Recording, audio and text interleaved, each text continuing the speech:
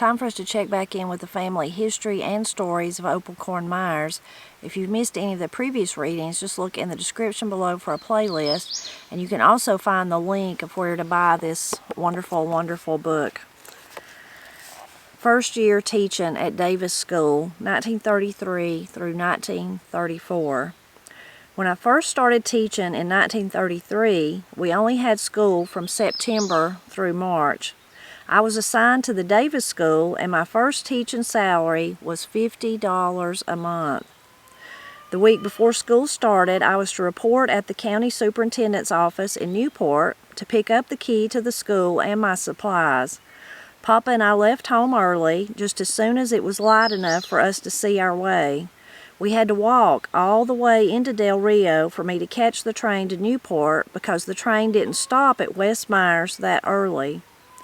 Papa would never let us girls walk anywhere outside of the community by ourselves, and usually it was Papa himself who walked with us. It was real important to him to know that we were safe. Years before, Papa had let Maggie and Beatrice go into town with John and Ben, and that was all right because my sisters were together and there was a group of them going. I figured by leaving at first light that should get me to the county office about the time they opened up. I wanted to be at the head of the line to get my supplies. That way, I would have time to take them to my school and maybe still have time to do a little cleaning and check to see what else I might need. If I couldn't carry all of it, I would just send the supplies on to the depot in Del Rio, and then Papa or someone going into town with a wagon could bring them on up to Davis. This was my biggest dream, and it was coming true. I was so excited and just jabbered away to Papa all the way down to Del Rio about the things I planned to do. Even though there was no longer a mission, I could do the same work the mission had done.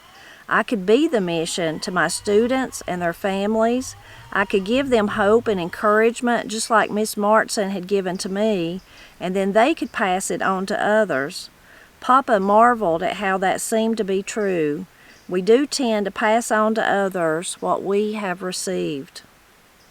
Papa just listened, and I reckon he sensed that along with being excited, I was also right nervous. He kept reassuring me and telling me what a good teacher he knew I would be. Me and your mama are so proud of you, and don't you just know that Miss Martson is too? Why, she's most likely leading the angels in a rejoicing fit right this minute. I wish that Mrs. Henderson and Miss Martson could be there to share this time with me, and of course it would have been comforting to have them around for advice. I really did think that I would be a good teacher, at least that I hoped I would be. For sure, I was determined to work hard at it. It's not at all like it is today. Nowadays, you have to graduate from a 4-year college, you take classes designed especially for what you're going to teach, and you do what they call practice teaching before you get a teaching certificate. Even though I was the first and only person there, the woman in the county office acted too busy to help anybody. Without hardly looking up, she said, "Here's your key. The supplies are lined up over there. Just pick up the ones marked for Davis School. You get a bucket, a broom, and a box of chalk. Anytime you need more chalk, you can come back here to pick it up." I asked her about teaching books, and she said, "Whatever books are in the school building, that's what you'll have." What about textbooks and supplies for the children? Like I said, whatever books are in the school, that's what you'll have. Your students are supposed to come into town and buy their books and supplies. What an ignorant, snooty person you are, I thought to myself. Pleading with her, I tried to explain the situation. My students won't be able to afford to buy books. Their families are poor and will do good just to get them pencils and paper. Like I said, your students are expected to buy their own books. The county will not furnish textbooks for your students. What about my teaching supplies? Those, and she pointed to the chalk, broom, and bucket, are your supplies. except for this. Here's your roll book. Anything else you need for you or your students, you will have to buy yourself. Oh, and there's a faculty meeting every month on a Saturday, and that's when you get your paycheck. If you want to get paid, be at the meeting." I picked up my chalk, broom, and bucket and caught the train back. I wanted to see my school. Checking out and fixing up my school. Davis School had great big steps that led up to the long porch going all the way across one side of the building. When I got inside, I knew I had my work cut out for me. The schoolroom was big and dirty. It would need a good cleaning for certain. I wanted my school to be interesting with pictures and posters, just like the mission school had been. I wanted it to be a place where the children would enjoy learning. There was only one door in the school. 3 of the walls had several tall windows, many with broken panes. Going across the front of the room was a big stage about 8 or 10 feet wide, just high enough for a child to sit on. The blackboard was at the back of the stage. In fact, all of that wall, as high as I could reach, was blackboard. With only one door, I wanted to be sure the children would be safe in case there was a fire. The windows were about 3 feet off the floor. I checked them all to see how hard they were to open. They were easy enough. Even the smallest child would be able to get out. There were 14 double desks. Each had a bench long enough for 2 students to sit together, and the desk in front of them had a writing board attached to the back of the seats. The first desk in each row had a seat, but no writing board. We called these the station benches. When I would call a group or class up to the front, that's where they would sit. The others would be working on assignments at their desk. We had the same kind of desk down at the mission, but at the mission the desks were made of wood, and a 2x4 was used to nail 2 of the double desks together. They were very heavy, so when you wanted to sweep or mop the floor, you needed help moving them. At Davis, the desks came from the county and were made mostly out of metal. I wondered how many students I would have. The roll book seemed to say they had more students than desks last year, and I was sure I would have more than 28 students too. Were some of my students going to have to sit on the floor? Certainly the county wouldn't allow that, but then there were no desk or chair for the teacher either. I'd hoped to find textbooks from last year in my classroom, but all I found was one first-grade primer. So my starting inventory for teaching consisted of 14 double desks, station benches, one first-grade primer, a roll book, a broom, a bucket, and chalk. I had joked for years about being able to stay on top of the box, and now here I was ready to start teaching, and I didn't even have so much as a box to sit on. I knew I'd have to come up with something, so I started to make my list of the things I would need. For sure, I would get mighty tired standing up all day, and of course I would need something to write on. So the first things on my list were a chair and a desk for me. I went back to the school every day that week to get things ready.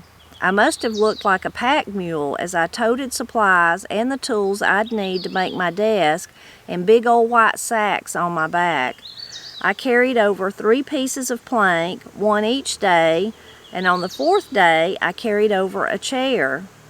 I could only manage 1 plank a day because they were long, and I had to walk up to the ridge, then straight across towards the Turner place. Just below their house, I crossed the road and cut across there to the school, which was about 2.5 miles in all. For my desk, I decided to make a pulpit-like stand with a shelf behind it for my books and school supplies. Well, that pulpit worked just fine. I could lean against it and write on it just like I would a desktop. First day of school.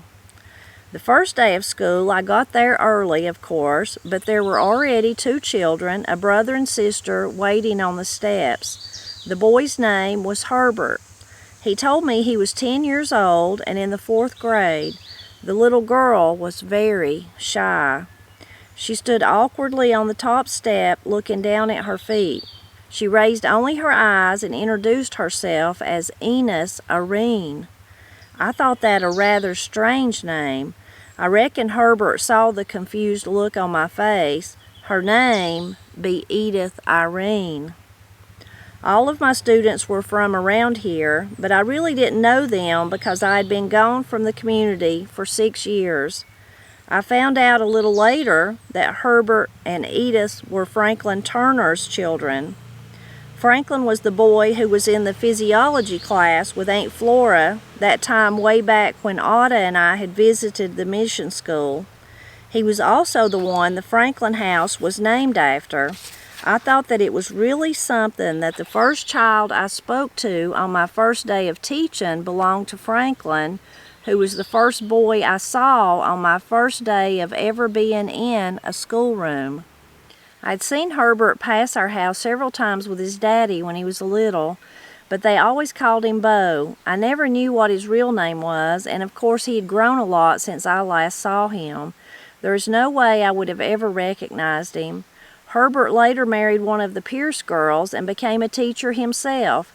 His wife got killed in a car wreck. He remarried, but then he died young too. It was a shame. He was so good and helped everyone. Taking roll the first day. Davis School always had trouble keeping teachers.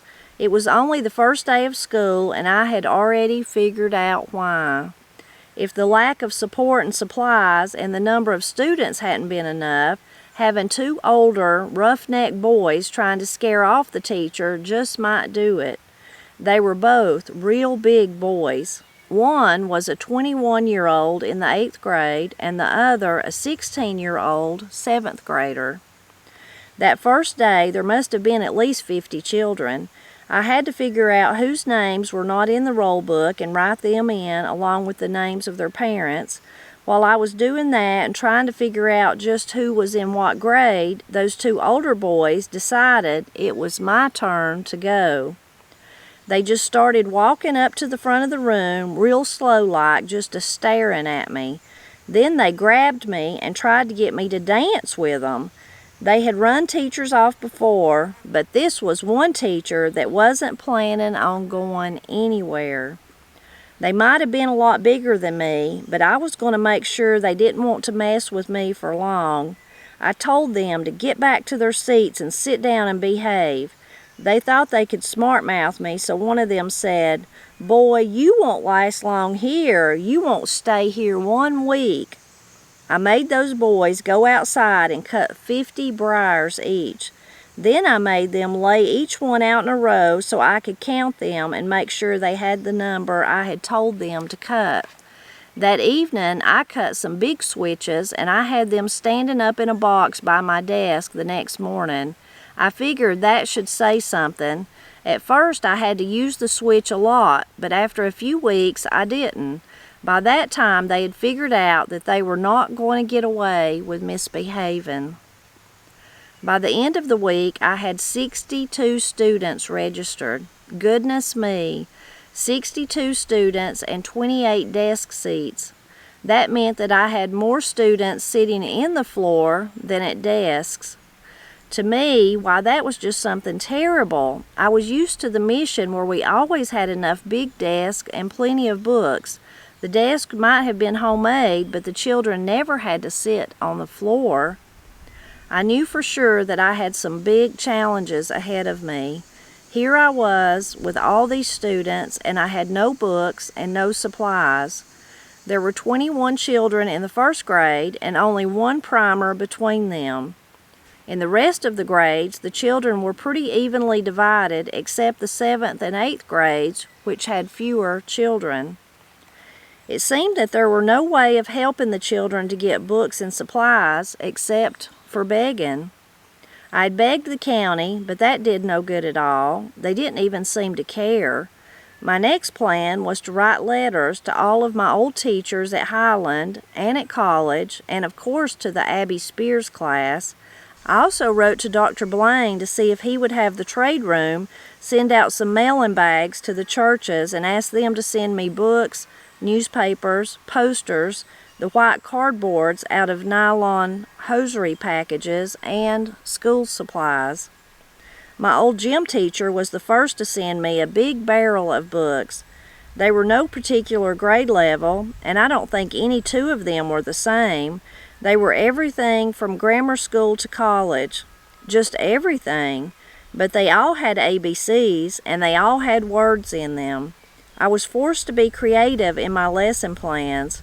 Some of the college textbooks I would never be able to use for their intended purposes with 1st through 8th graders, so I tore out the pages and wrote several words, maybe 5 or 6 across the top of each page. Then I'd give a page to each of the younger students, and they would see how many times they could find those words on their page. Then they would write the words and learn to spell them. Another activity might be to find a word on the textbook page for each letter of the alphabet. I came up with all kinds of games and lessons for them to do. They loved them and learned quickly. Many times I would hear the students talking about how they were in the 3rd grade, but that they were so smart the teacher had to give them college books to study from. In a couple of weeks, I started getting bags of books and supplies from all over. Some even sent clothes and shoes. School slates. I used the white cardboard out of the hosiery packages to make what I called slates. I'd sit up every night and write on them things that the students needed to learn or assignments for them to do.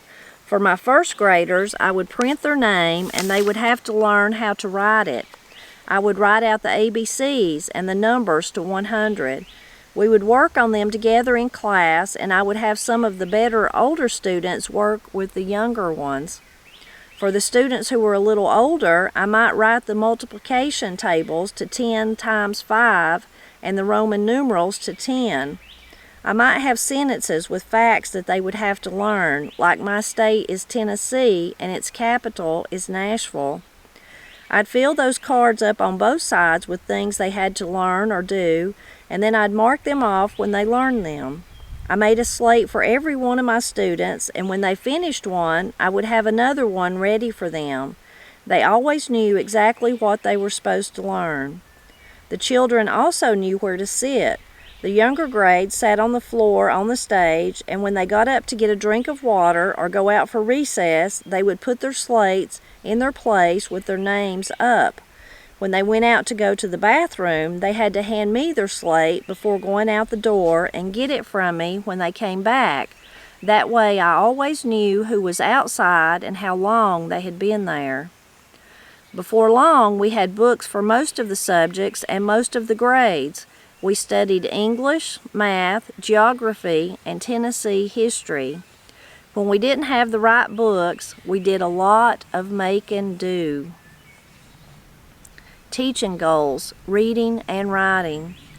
My youngest child that year was barely 5 years old. She was probably too young for school, but she always wanted to come, especially when the weather was good. I wasn't about to tell her she couldn't. Her 2 big brothers were in school, and if she didn't come with them, she would be all alone at home while her mama and papa worked out in the fields or with the animals. Her papa carried her on his back to school every morning, and after school on the way home, her brothers would take turns carrying her when she got too tired to walk. When she would get sleepy during the day, usually after lunch, she would lay in the corner of the stage and take a nap. She was real good and learned many things that year. That first year, I wanted to teach them all that I could, and my main goal was for them all to be able to read and write, especially the older ones. But there was no reason why even the youngest child would not be able to learn to read some and to at least write their name. Back then, they moved teachers around however they wanted. I didn't know how long I would be there to work with those students or how much the next teacher would care. By the end of that year, every student would know their ABCs and know how to read and write. I wanted them to have the foundation. Then whether the next teacher helped them or not, if the children really wanted to learn, they could go on and learn a lot more on their own. Not many of the parents could read or write enough to help their children with homework. They wanted their children to be more educated than they were, so they did all they could to see that their youngins attended class every day. Of course, there were a few parents who just couldn't care less. Most of the students did want to come and learn, but we had a family or two of children that would skip school and stay out in the bushes all day. It was like down at the church, you know, when I started teaching Sunday school. Hardly anyone in my class could read or write. I thought that was such a terrible thing, so I decided to teach them right there in Sunday school. See, I'd call out a scripture reference and help them learn how to find it. Then I'd read a verse and have them read after me. They learned to read by reading the Bible. They learned to recognize all the names of the books of the Bible and memorized a lot of verses. One of the girls I taught to read like that was nearly as old as I was. Her parents couldn't read, and they were so proud of her. We'll stop right there. Really interesting to hear about Opal's first school, now that she's achieved her dream, and this is what she's been working for so long, and what she's wanted to do since she was a young girl. She wanted to be like Miss Martson and Mrs. Henderson and really give back to her community and teach them. Really amazing to hear her now. She's there and talking about it, and talking mostly about the struggles. Although you can hear the happiness coming through her even when she talks about the struggles. I love the opening of this part about how Papa walked with her to pick up her supplies for her to get on the train to go pick them up, and how he wouldn't let them walk outside of the community, his girls. He wouldn't let them walk by themselves. He just was the best Papa, wasn't he? He really was. So I just loved that part and loved how he cared for Opal and all his children. But that was really sweet. I loved it when she's talking about, she's just jabbering and real excited about they're going to get her supplies. Of course, she thinks they're going to get a lot of supplies. Turns out they're not, that she's not. But talking about all that, and then she says he can tell that she's nervous, so he tries to encourage her and tell her about how proud him and her mother are of her and how she's succeeded and they know she can do this and all that. I love the one line when she says, most of the time we pass on to others what we have received. I hope that's how I am. I hope that's how we all are, that we do pass on what we have received. We pass on, we share what we have, whether it's knowledge or material goods or whatever, that we pass it on. And, you know, sometimes we're just passing it on like he was to Opal, to your children, to your family, maybe to your parents, to, you know, your friends, but, you know, sometimes to total strangers too, which we hear about that as this part went on. People began to pass stuff on to them. A lot of you may, if you listen to all the books I read, a lot of you probably are like me, and this part about her talking about her school, how dilapidated it is, the lack of supplies, the kind of snooty, indifferent attitude of the lady that give her the supplies, all of those things, especially that first day of the two big boys. Really, one of them was a man, 21 years old, how they tried to rough Opal up. All of that will remind you a lot of Jesse Stewart when we read the wonderful book by him, The Thread That Runs Through It. And that was about, I always want to say the thread that runs through it. It's the thread that runs so true. That wonderful book about his teaching career, and he ran into so many different things. Now, he was in Kentucky, he wasn't in Tennessee, but very, very similar, how there was no supplies. He didn't have any supplies. He was under the trustee system. Now, Opal's just working directly with the superintendent, so she don't have no trustee telling her what to do. But still, some of the same stuff, the lack of supplies, the building itself with the windows broke out, and, you know, not enough desk, and then no supplies. I already said that, didn't I? And I just can't believe they give her a bucket and a broom. But that was the same thing, if you remember, in Jesse's, one of his, that's what they give him for supplies. I just can't believe no books. And then saying, when you get there, you'll have the textbooks that's there, and she had one first grade primer, just one. That was all. Anyway, so similar to Jesse, and then especially those two big boys. Now, Jesse in his school, he knew what he was getting into, that first school, because his sister had already been run off, kind of like they're trying to run Opal off, except those boys actually give his sister blacked her eyes. So he kind of knew he was going in there to fight. Opal, I'm amazed that she buffaloed them, you know, pushed on them and got them to go out and get the hickories, switches, she calls them. We just say a hickory. Now she's getting briar. I've never heard of somebody getting whipped with a briar. That's terrible. Most of the time we'd say a little keen hickory. And but she makes them go out and get them, and then the next day she has her own sitting there, and then she whips them. It says that she keeps using them until then she doesn't have to. So I can't believe that they didn't like take the briar away from her and try to whip her, since they were probably both bigger than her, but especially the 21-year-old. So she really was determined, and also I would say a spitfire. I mean, she's not going to let those two big old boys buffalo her. So she buffaloed them and got them to go out and get the briars, hickory switches. We would say hickory, or just a switch. We would say hickory here, but a lot of people might call that a switch.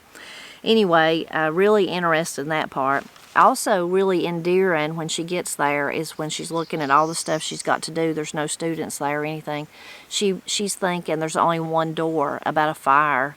I would have probably not thought of that myself, but I guess in those days fire was an ever-present worry because of using wood stoves to cook and to heat with, and you just had open fire so often, you know, and the stoves were probably not as well made as they are today, all those kind of things. But she checks all the windows, and then she realizes they do open, and they're small, they're on the low down. She says 3 foot off the floor. Most every kid could push it up and crawl out, so that makes her feel better. You had to smile and kind of laugh, and I know she was laughing at herself when she sees there ain't enough desks, there's no supplies, but then she even has to say, you know, she don't even have a desk herself as a teacher, but she has to say, I don't even have a box. Like she'd been joking about she could stay on top of the box that one teacher was using for a desk or for a chair, and she doesn't even have the box. You can just imagine her carrying from her house, she says about 2.5 miles, and she had to go up a ridge, out a ridge, before she ever got to the school. And her carrying, she carried the planks, the boards, and all the stuff. She carried a chair, she carried everything with her. Again, very determined. And then built it herself, built the little pulpit-like thing that she was going to stand at. And if you don't know what a pulpit is, what she's talking about is just like what in a church, like what the pastor would stand behind. Now, in today's world, sometimes pastors are standing behind really elaborate ones in some churches. Some pastors don't even stand in front of one. They just walk back and forth. But what she's talking about would be more like, I guess what we might call a lectern or something like that, just a little small with the slanted on the top. Anyway, she built it herself because she was so determined. So then she ends up with 62 students. That is a lot of students for one teacher. And then she's got 28 places for them to sit. So like she says, most of them are having to sit on the floor. But she's so determined that she's just, you know, I might be like, well, I thought this is what I wanted, but I can't do this. Nobody ain't even helping me.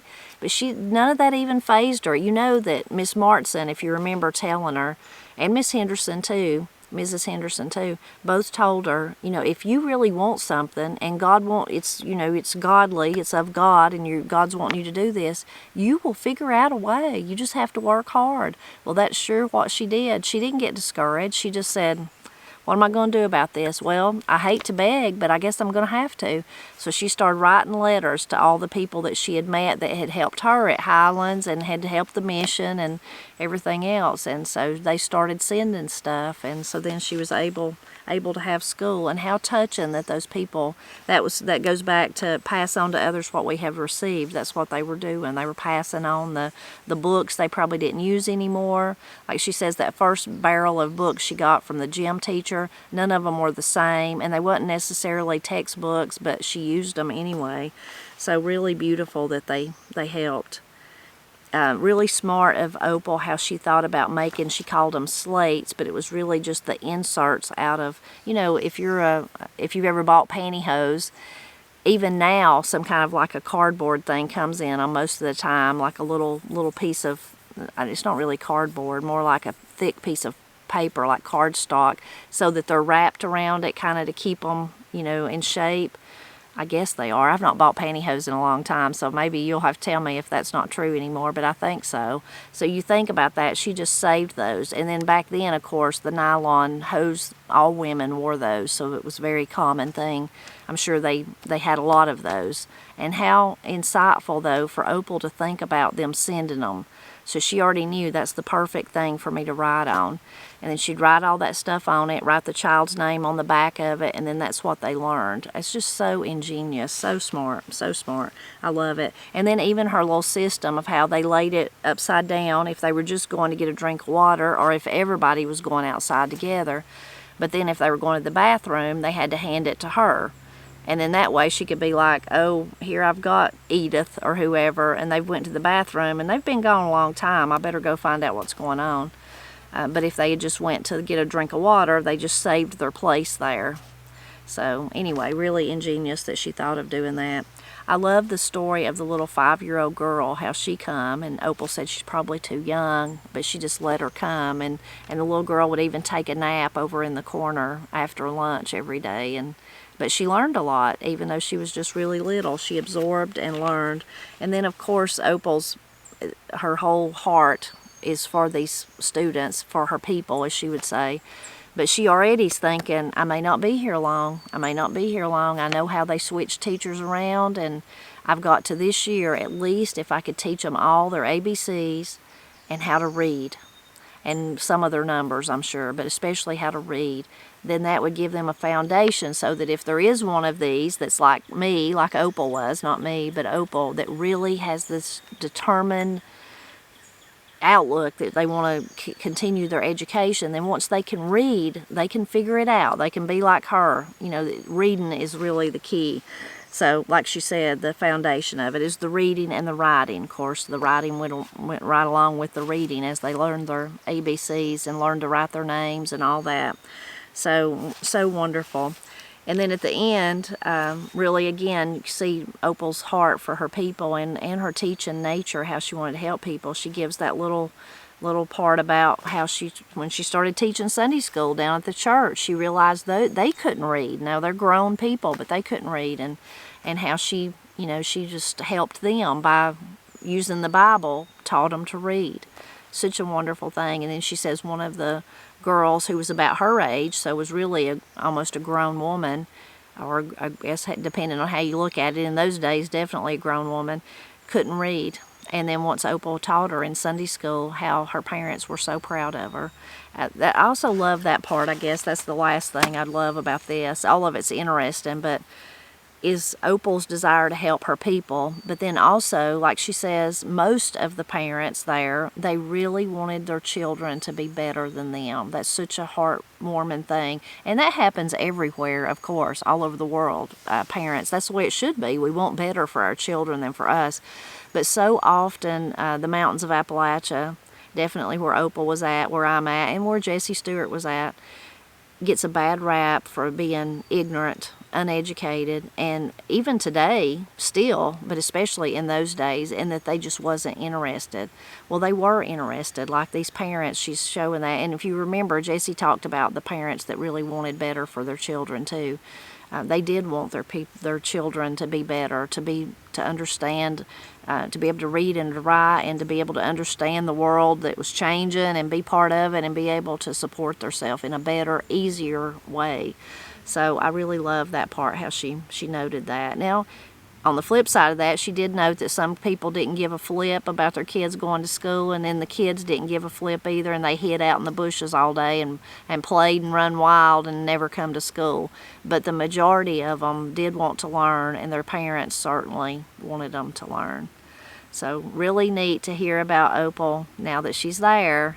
So I hope you'll leave a comment and tell me what you enjoyed about this, and if you see those similarities between her and Jessie Stewart, for sure. And I hope you'll drop back by next Friday and we'll see what happens to her next now that she's teaching.